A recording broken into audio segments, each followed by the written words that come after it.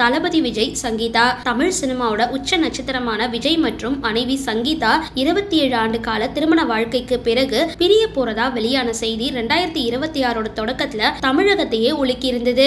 தனுஷ், ஐஸ்வர்யா ரஜினிகாந்த் 2022 தங்களோட பிரிவை அறிவிச்ச இந்த ஜோடிக்கு 2024 நவம்பர்ல குடும்ப நீதிமன்றம் அதிகாரப்பூர்வமா விவாகரத்து வழங்கியிருக்காங்க.